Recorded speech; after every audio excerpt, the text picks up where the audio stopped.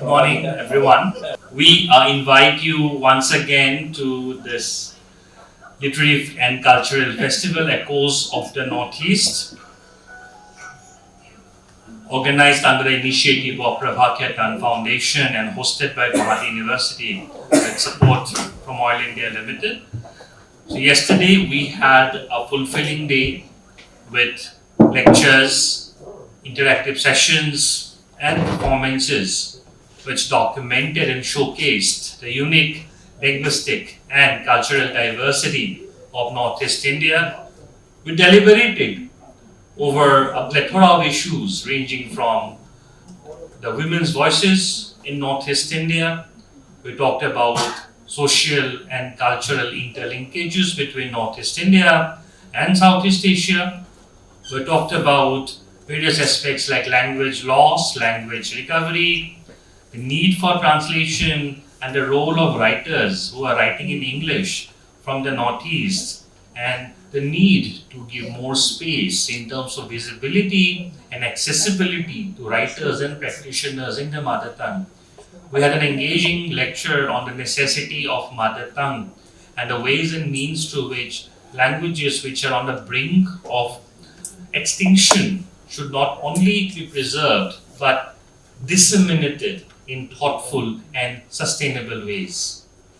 We had sessions on the predominance, the primacy, the significance of nature, which has an active presence in poetry and other forms of literary expressions from the Northeast. We heard voices from poets who not only shared their own experiences as a writer, but also integrated their life stories with the broader linguistic and cultural mosaic that the Northeast presents. So that was a very curious and exciting blend of life and literature overview that we got throughout the first day. Now we bring you another fresh set of possibilities and explorations as we embark on the second day of this literary and cultural festival. And we all know that when we talk about literature, when we talk about literary criticism, literary and cultural engagement,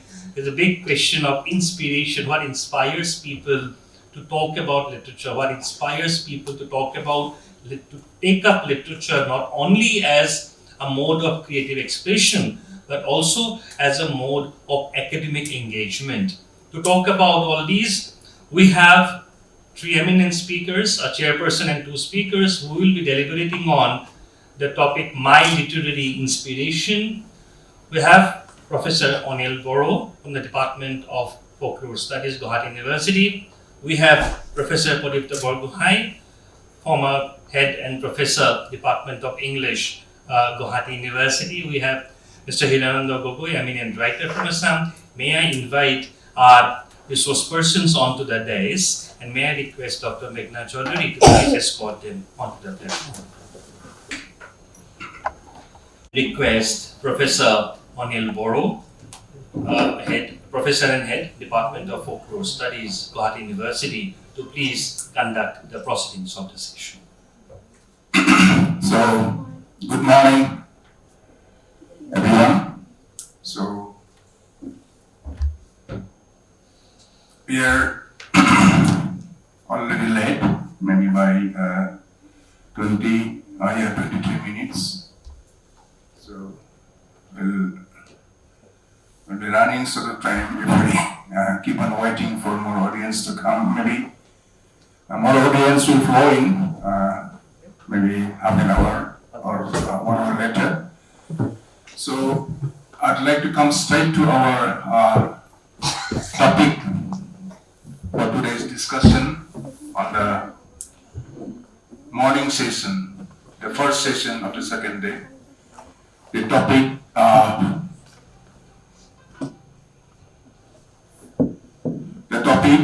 chosen, the topic which is given for our discussion is my inspirations for writing. What are the inspirations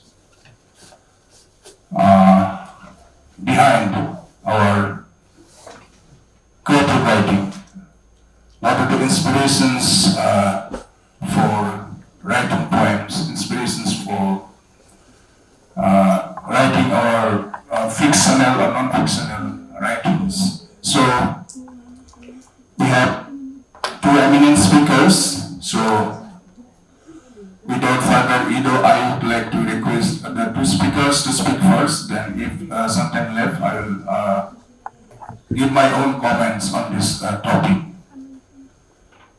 We know, all of us know about different sources of inspirations for writing, but I would like to request them to speak from their own perspective, their own life's background, and their engagement in creative writing, creative or critical writing or whatever. So first I request a colleague and writer friend, Professor Pradipta Borgohain, to speak on this topic. Sir, if I may just take a moment. I'm really sorry to but actually us. So my sincere apologies for. So before I take a moment, sir, so I have the honor of introducing our. This is, I know we all know them. They have been quite familiar to us, but as is the protocol. So may I take a moment to introduce, and then I'll request you to carry forward the proceedings of the session.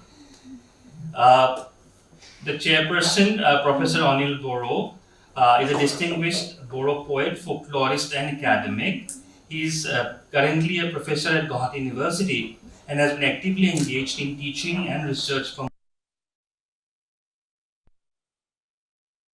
He has authored more than 35 books across poetry, criticism, fiction, travel writing, and children's literature, with several works translated into multiple Indian languages.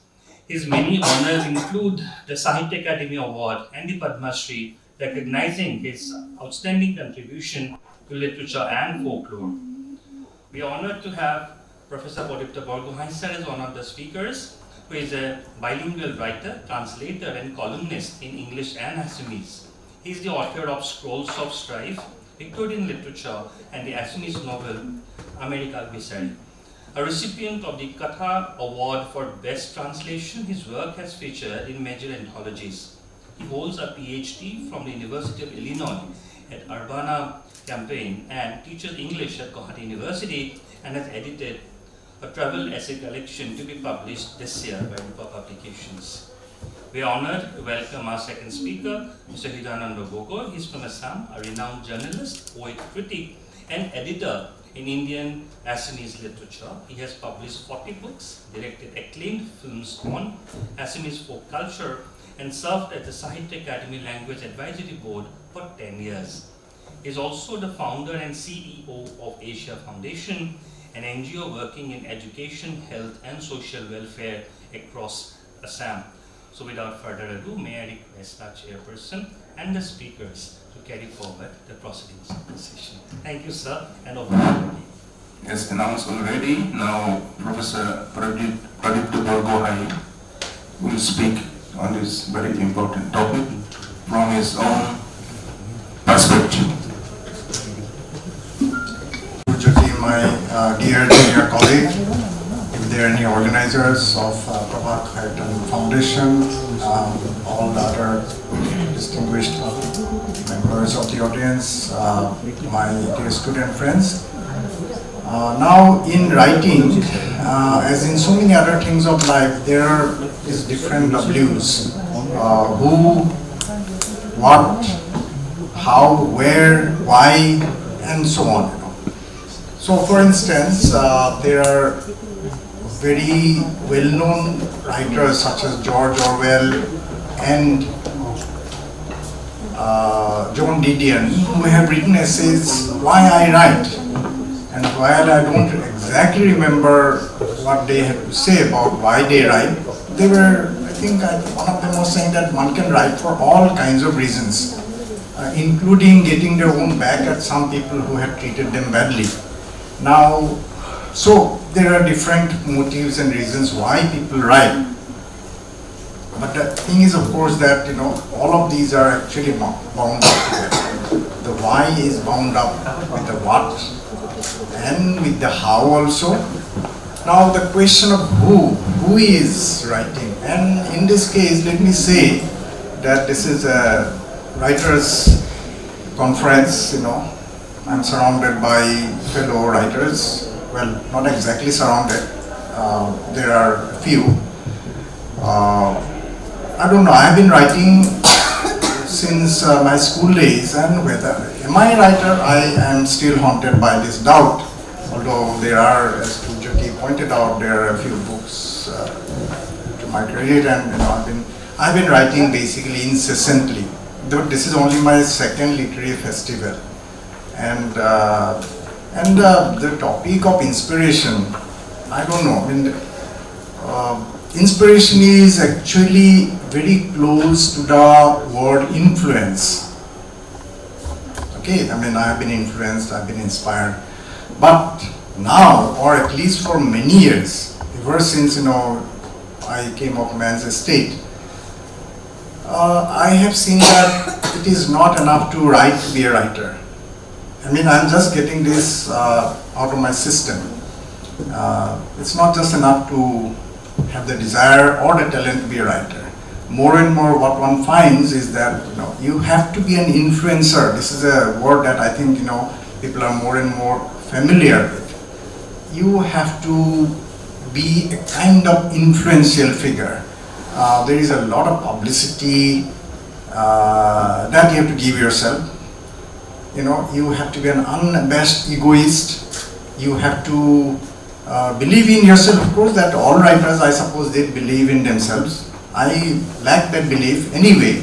But writing is a very, very different thing now from what it used to be probably during my parents' days. Now, this is, I just told Rujat, he was the one who had suggested that maybe you can, when you talk about inspiration, you can talk about your parents maybe. I said, all right. Now, then I had said that then, if I talk about myself, if I talk about my parents, will it become an egoistic kind of exercise? He said, that's all right. Not necessarily egoistic, but maybe the personal aspect, which is what also Professor Anil Boro said. You talk about it from your own perspective. All right. So if I talk about my personal perspective, if I talk about my family, if I talk about inspiration, first of all, let me say that the inspiration, I'd also, however, try to make it a little more general, in the sense that maybe what I say may be of some use or some help to, I don't know, any of you who may be budding writers, that the inspiration has to come from within.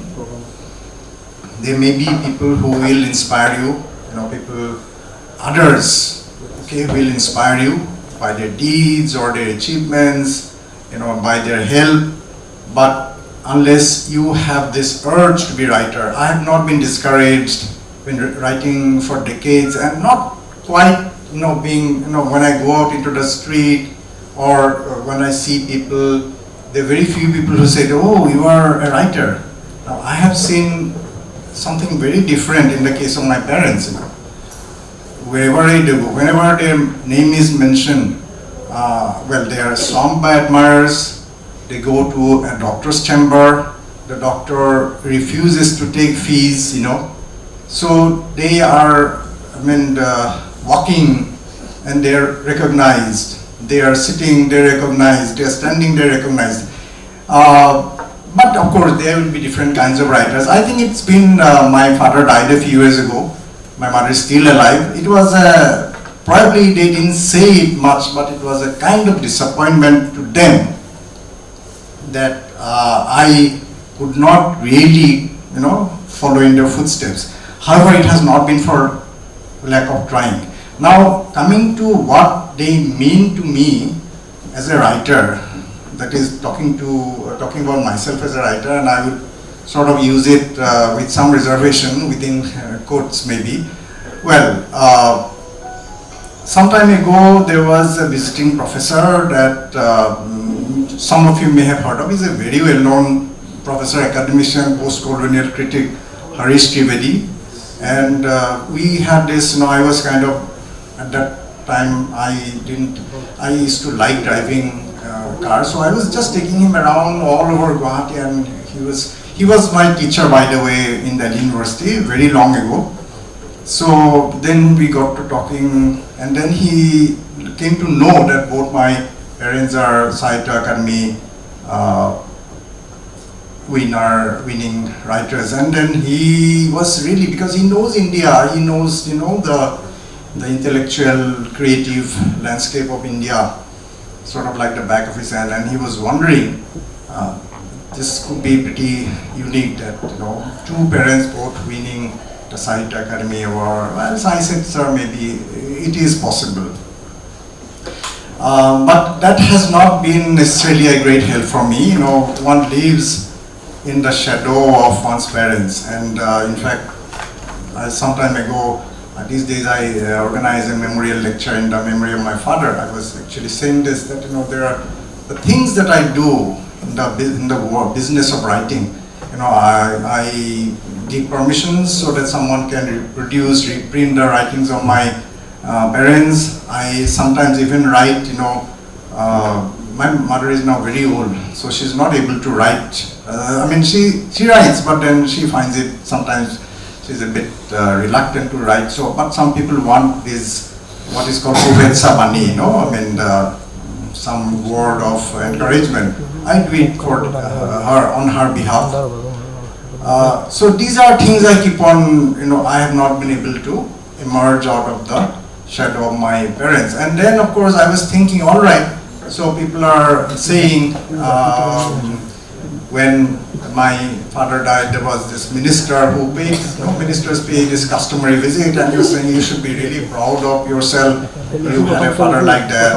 I said, all right, but then I was also thinking about myself, that at least, I'm carrying on his legacy. I have the books that he had, or the books that my mother has, because I was scanning the well-known writers of his generation. Okay, all the great writers, one by one. Most of them are now dead, one or two are still alive, and I could not think of a single writer whose son or daughter is carrying on the legacy. I may be wrong, and again I may be guilty of hubris or egoism. So I thought, at least I'm making use of their books. I'm doing some kind of writing. Okay, so not a writer, but someone who wanted to be or still wants to be a writer. Now coming back to the specific business of inspiration, they were a bit pained and puzzled why I could not really make a mark on the landscape of writing. It is because of the climate has changed, as I said in the beginning. It's very difficult now. It's not enough to be, to have some talent and to be also hardworking.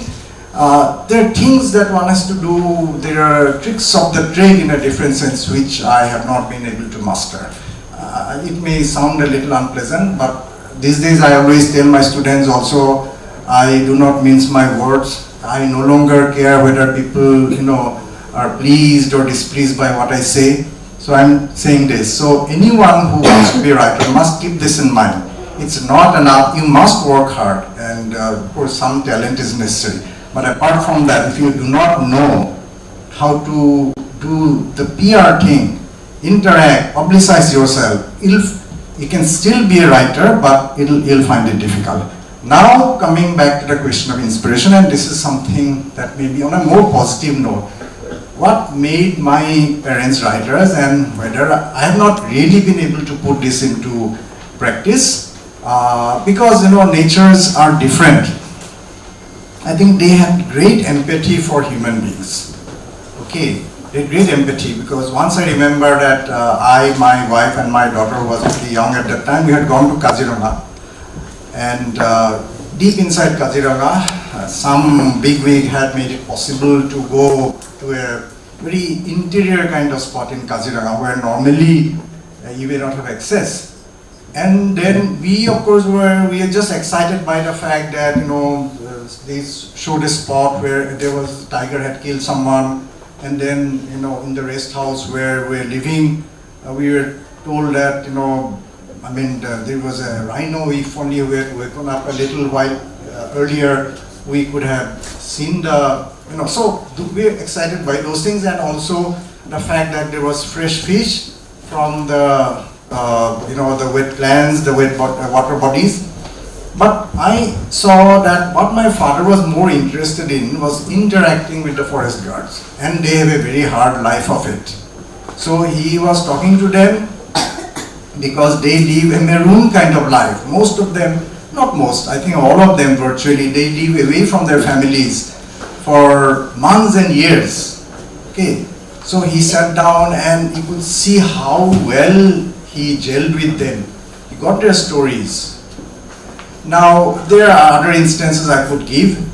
I have seen the same thing with my mother. My mother, let me say that it's a little bit different the way that she derives her inspiration, and that can be an inspiration for others, is that she has been a very bold person in her life. Once I remember that, we were staying in a particular place in Guwahati, it's called Uzan Bazaar, and this is something that you still keep on hearing about.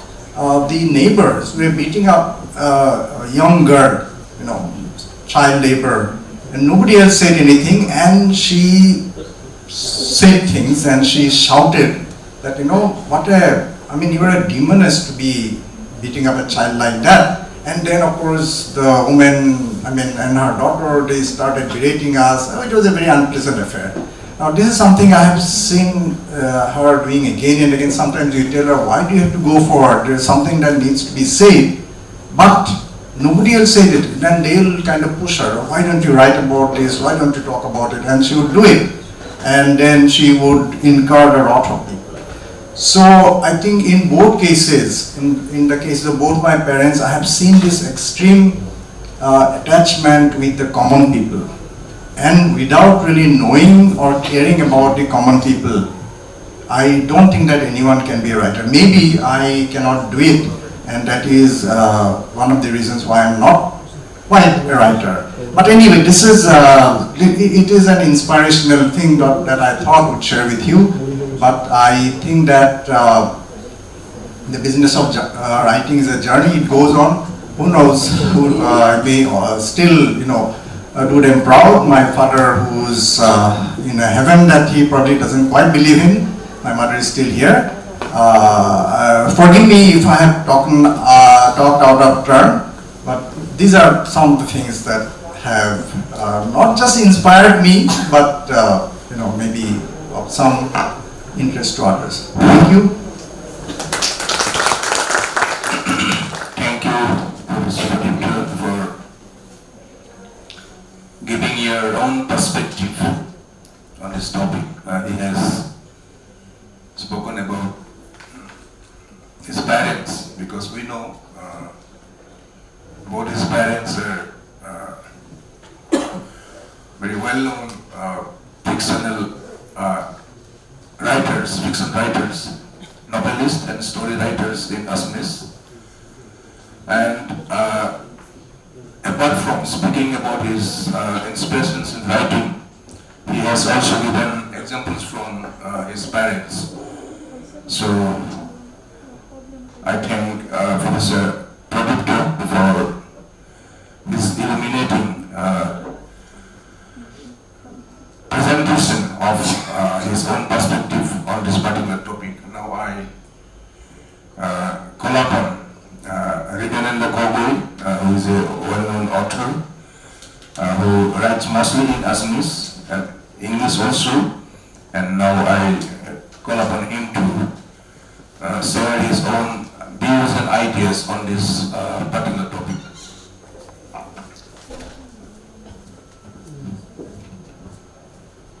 Respected Chairperson Dr. Anil sir, and respected Dr. Pradipta Borgohain sir, I am fortunate here to share my views and ideas. I was fortunate when Dr. Pradipta Borgohain joined Gauhati University in 1993 I was a student in the final year in English department, so we were fortunate to have his teachings. So after 33 years, we have joined here. So it's a great moment for me too. I have few lines in written form, so I would like to share first, then I will try to give some other examples of my own. In a personal essay, Walt Whitman, the famous American poet, wrote that he was inspired by several authors, among them Ralph Waldo Emerson, Abraham Lincoln, Henry David Thoreau, Edgar Allan Poe, Oscar Wilde, Walter Scott influenced him a lot. Whitman wrote, "I am large, I contain multitudes." This line embodies his spirit, his democratic outlook, and his faith, and his vast faith upon the complexity of the individual, encompassing contradictions and diversity within a single individual. In his famous book, Leaves of Grass, he wrote in his opening page, I quote, "I celebrate myself and sing myself." Here also Whitman confirms his declaration of self-affirmation and a celebration of the common individual notes. I remember this great author while standing before you. The topic which has been considered today for discussion, that is the literary inspiration, is very much intuitive, significant, and also a kind of inspiration for me today itself.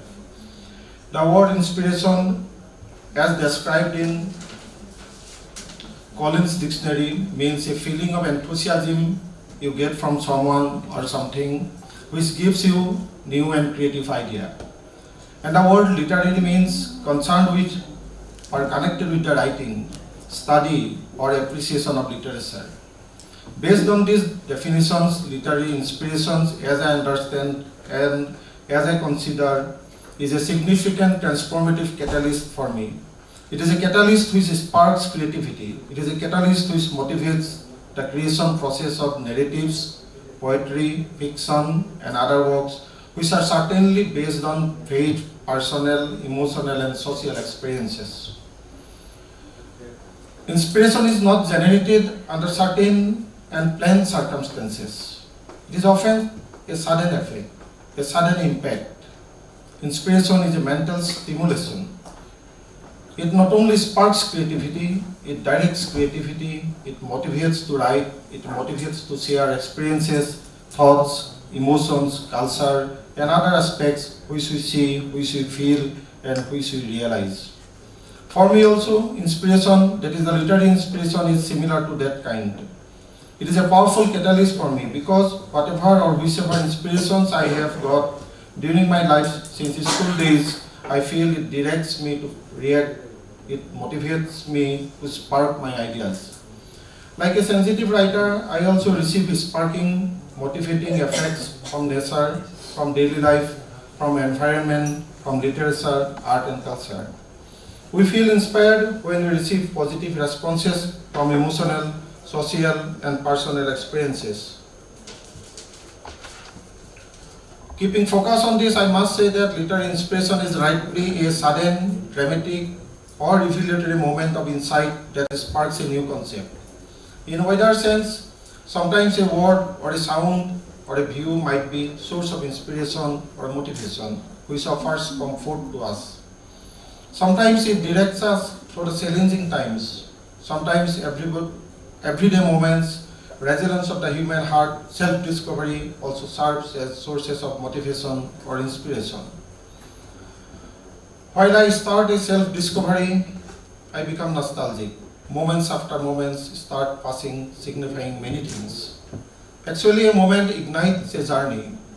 There are many such moments which direct me, which motivate me for creating narratives, poetry, fiction, and whatnot.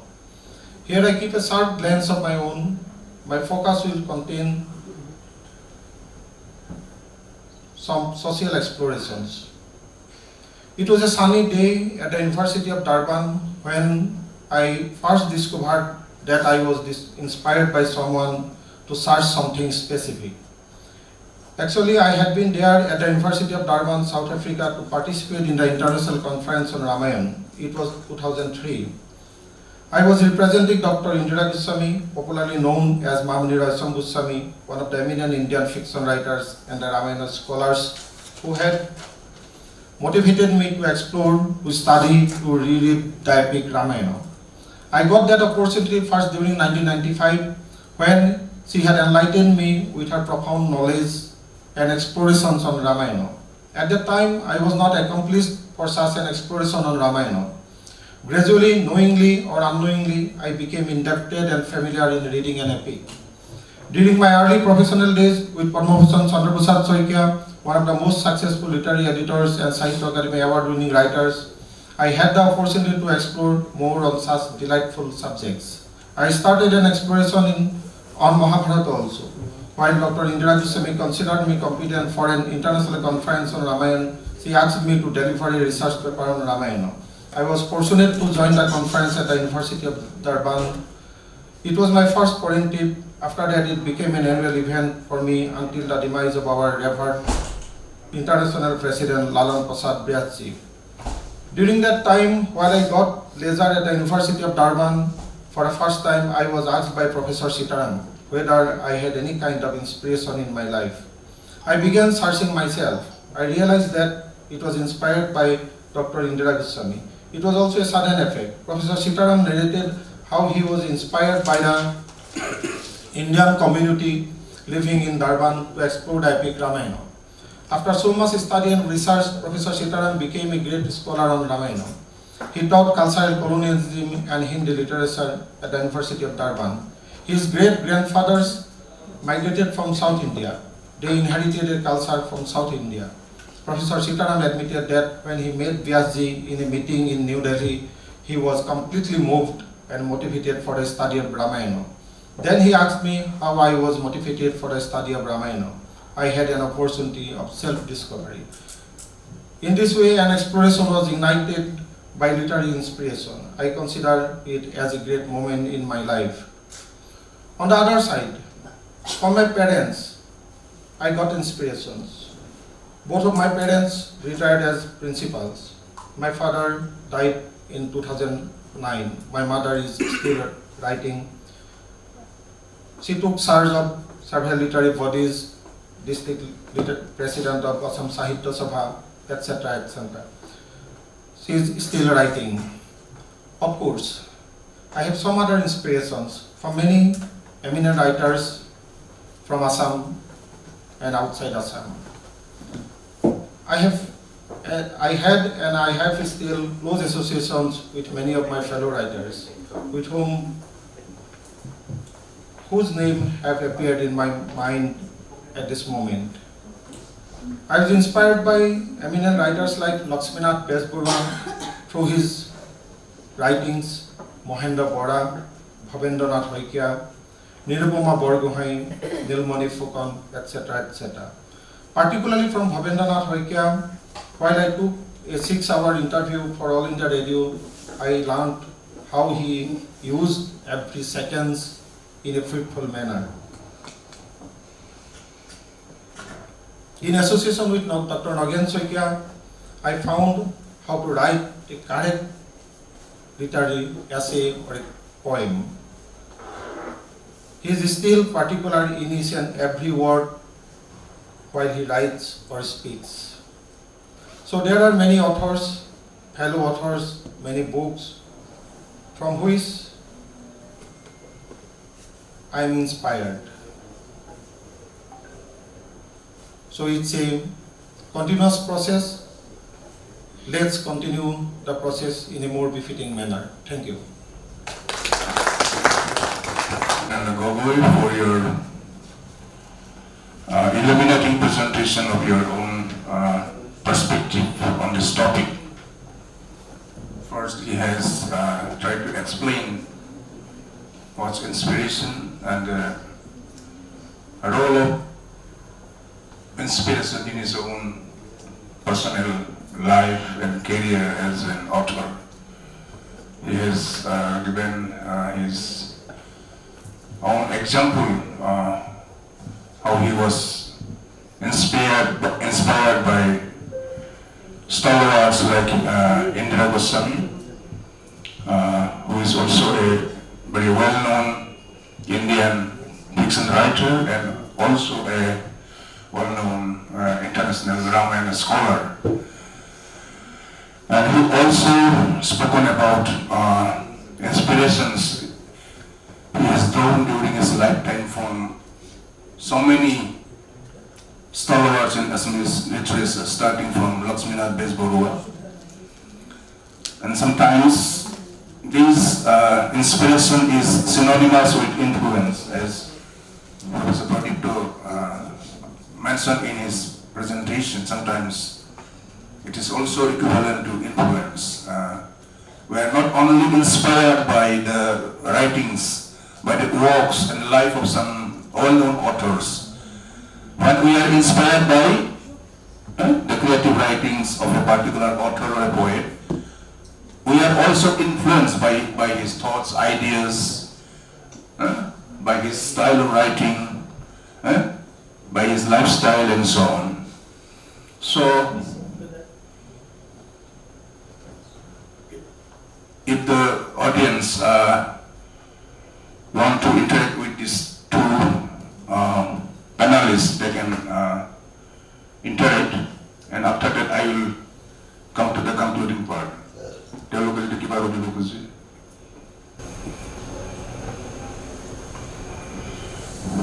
Anybody has any questions? You want to interact with the authors, speakers? Two speakers. May I once? Yeah. Thank you, sir. This is primarily curiosity question for Professor Pradipta Borgohain, sir. So usually, what happens? We see that sons of daughters of people belonging to literature do not necessarily follow that profession, right? They are, even not necessarily. So, what was the driving force behind your choice of literature as a calling for life? Not necessarily for creative ends, but you have pursued literature for as an academic pursuit. And I think that's also something equally commendable, because you need not be a creative writer, but you have followed literature as an academic pursuit. You were a scholar in your own right. So I guess, sir, so what was the motivation? When did you decide that yes, you will be following your parents' footsteps, not necessarily maybe as a creative writer, but as an academic whose passion is literature? So how did you develop that interest? Was it a borrowed passion, inherited passion, or an inherent passion? Even otherwise, Yes, yes. it's a small. Well, there was no, single moment, some, great epiphany moment or anything like that when I, overnight suddenly I wake up in the morning and I think, well, I must become a writer. Nothing quite like that. Well, one of the reasons, one of the things which happened was like any other child, a child seeks to be entertained.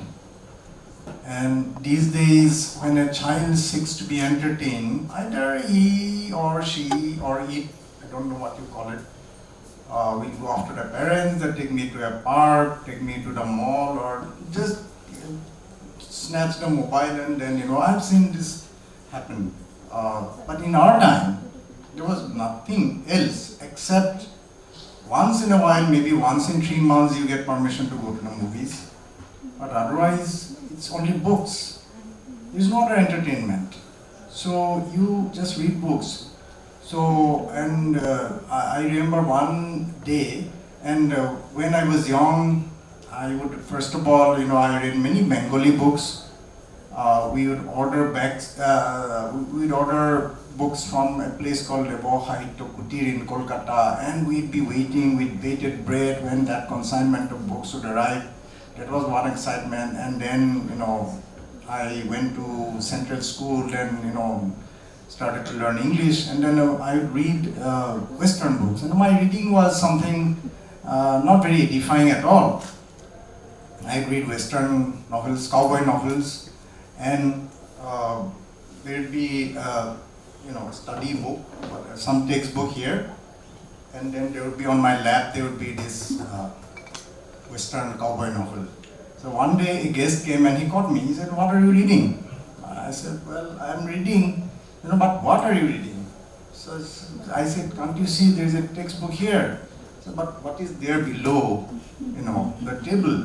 Then he found out that there was this Western novel that I was reading. And that's what basically textbooks were given to Gogoi, we kind of kept on reading. And I had this uncle who was a very ferocious human being.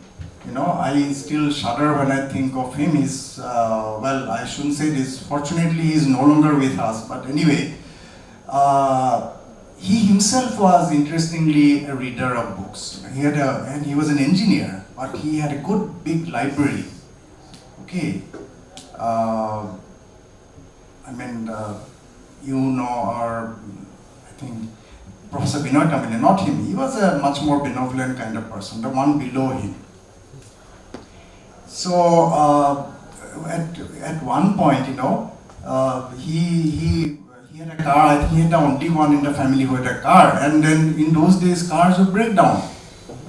What is a car if it doesn't break down? It used to break down, and he was an expert. He would fix the car himself. All that he wanted me to do was it was at night, he wanted me to hold a torch.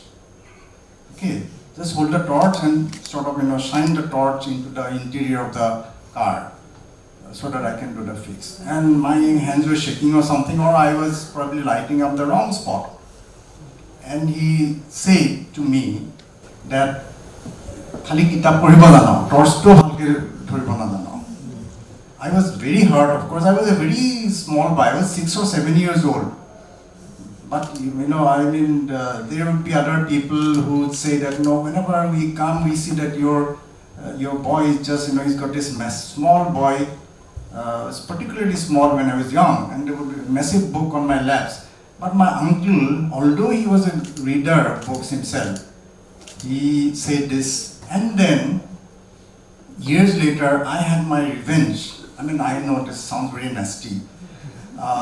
His children did not do well in academically, and then he was saying that, "Can I get that table where I was studying, so that maybe my sons can use that table, and then they will have some kind of affinity for studying." So I felt a little vindicated.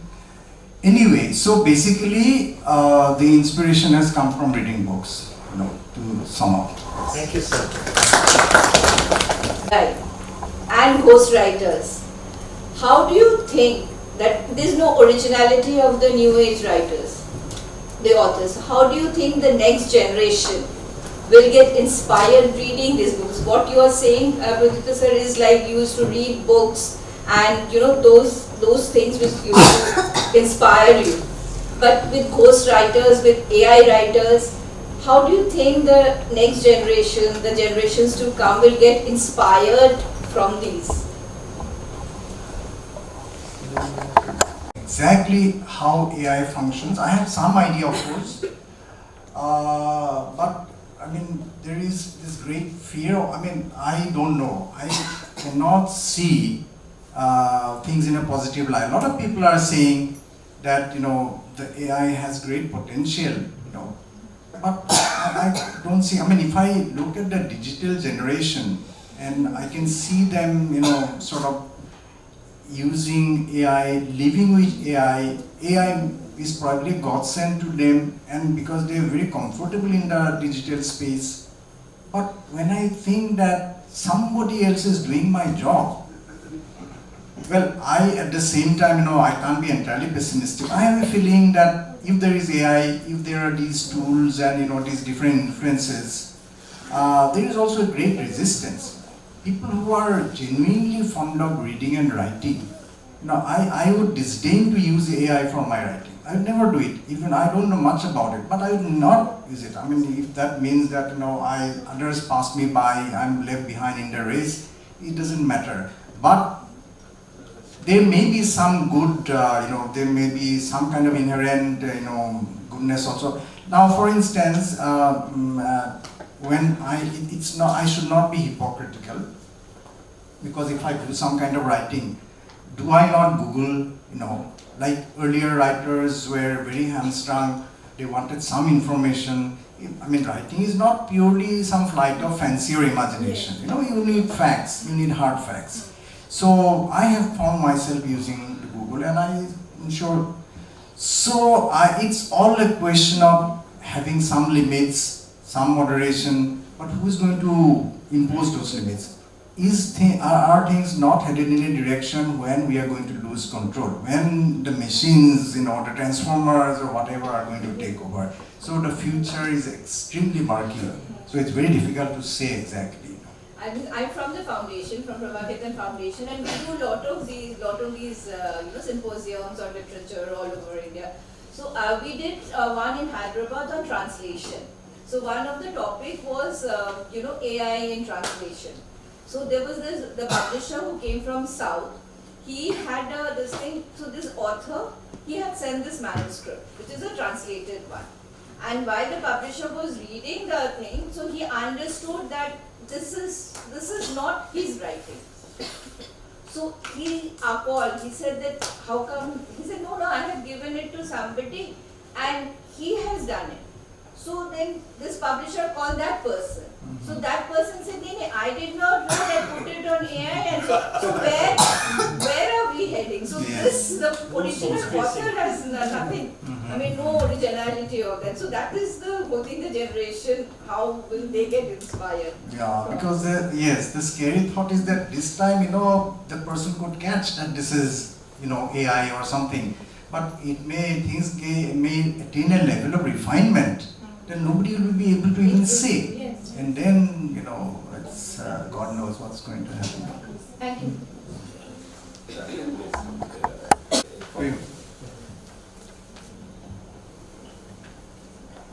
So how did you feel of interest in something about Ramayana? In this perspective, just I want to know how you correlate the culture of the Assamese culture, Assamese civilization with that of Ramayana. In this Mahabharata, we know that Chitrampada Manipur is related. The Masa people with Procotus gods. Hiramba. Hiramba.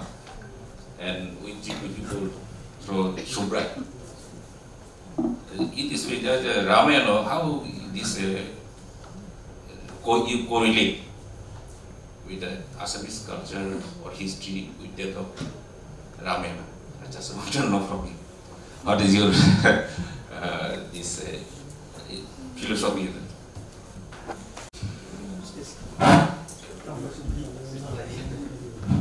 Thank you for your question. Actually, correlation is a different matter. We study Ramayana from many perspectives. So, in international level also,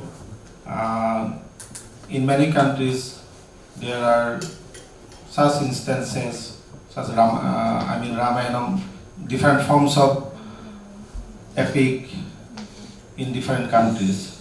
So, I think correlation, how we correlate with Assamese, it's a different matter. Although we have traditions that Madhav Kondali has translated Ramayana, so we consider the first, Madhav Kondali was the first translator of Ramayana, and in Tamil, in Kannada, and in other languages also, in Thailand also, there are several forms. So I think the pattern of social justifications, morals, from that point of view, we should establish the correlations. Is it enough? we have listened to the presentations and also the interactions from the audience and the response from the presenters, the panelists. The two panelists have spoken well, although from their own perspectives on this topic. What are the inspirations in their career as an author, as a writer or poet? In the present day literary world, we very often refer to some particular social life situations, some walks, some events which may serve as an inspiration for writing. But there are also other sources of inspiration, like nature. Nature is maybe a good source for inspiration. When you come to the romantic poets, romantic authors, nature was the major source of inspiration.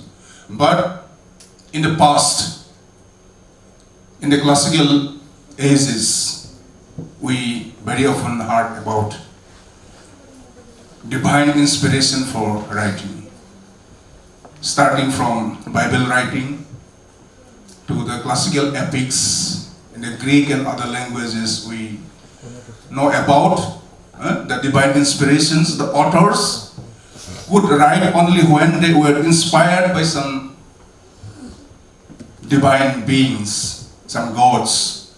And even today, this tradition has continued while performing some classical texts, some dramatic performances, some naitya or nritya classical.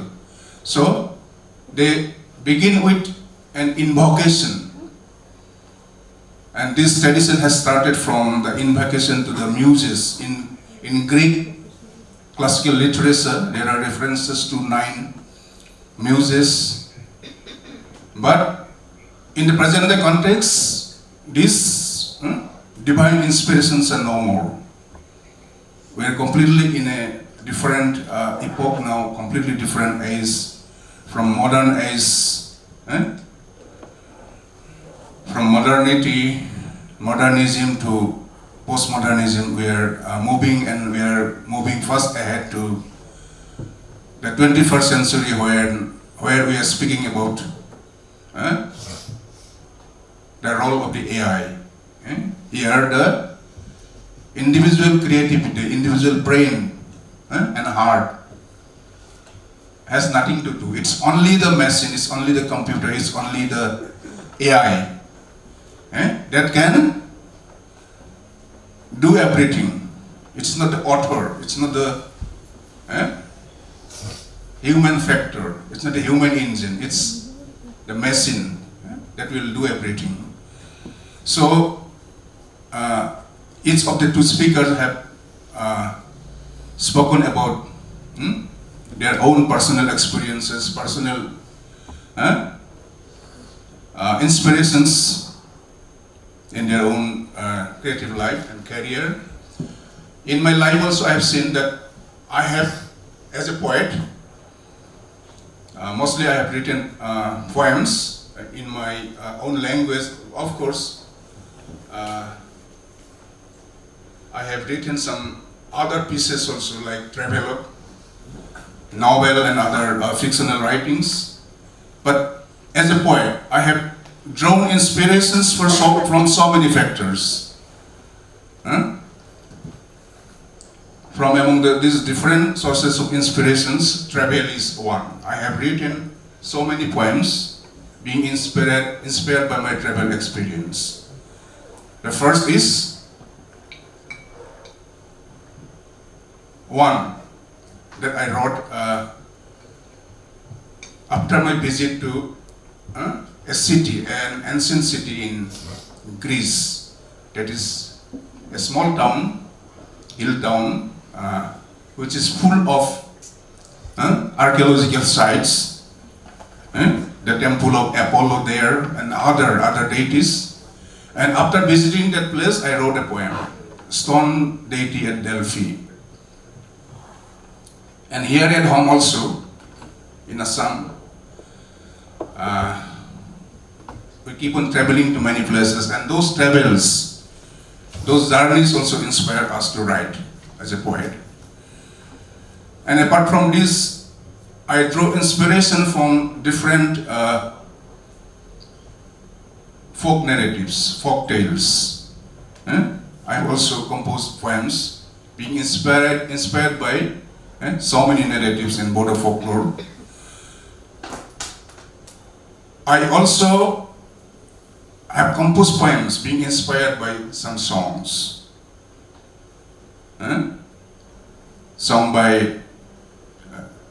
Song lyric by Nabokanda Borua and performed by no less genius than Bhupen Hazarika. I don't know, not only one song, there are so many songs. So these are just a few examples. We are now running short of time, we must conclude. Otherwise, I would have given you some examples from some of these poems. Anyway, I thank the organizers for inviting us to take part in this session, important session.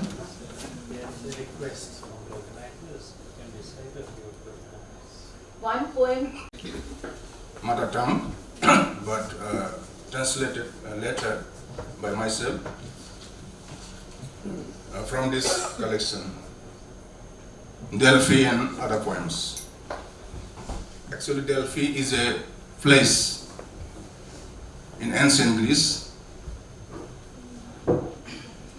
The stone deity at Delphi. The stone deity at Delphi. Atop the high mountain, atop the city of the ancient deities, the tourists frolic and jostle where each piece of stone has a story to unfold. The tale of the past unearthed here. Here the ancient deities stand now as pieces of dead stone. Ask the stone deity, what lies in your fortune. Ask what she has to foretell, the oracle of your present and future. Stand beside Apollo, he will kill Phytia and bless you with promises divine. Tell a tale, O stone deity, tell a tale of the past. The tourists frolic and jostle here, where its piece of stone has a story to unfold.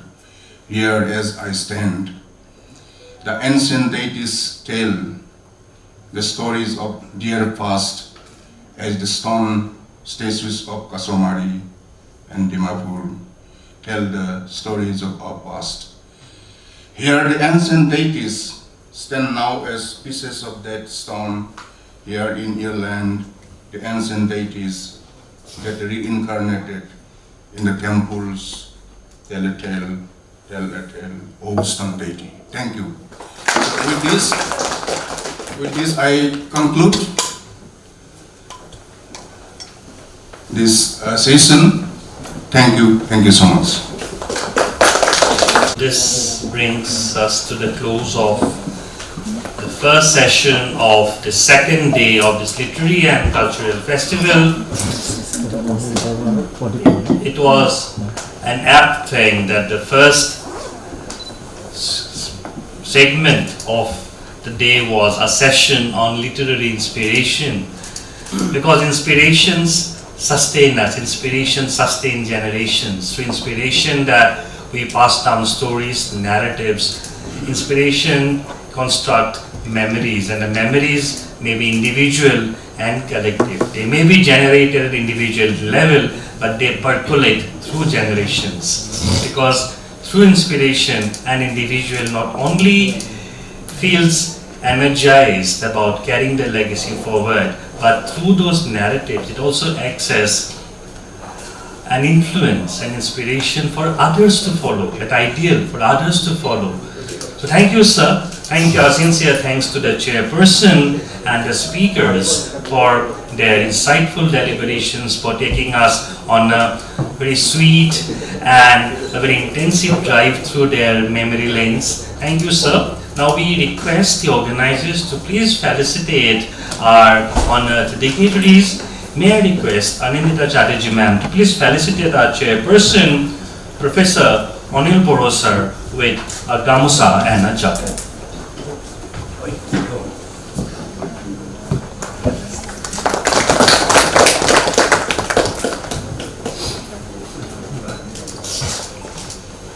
Thank you. Now may I request Anilita ma'am to please felicitate the first speaker, Professor Pradipta Borgohain sir, with a gamusa and a jacket. Thank you.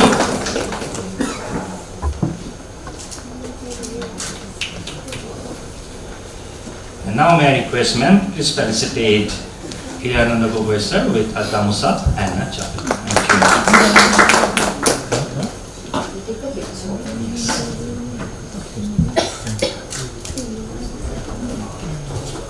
Thank you. Thank you.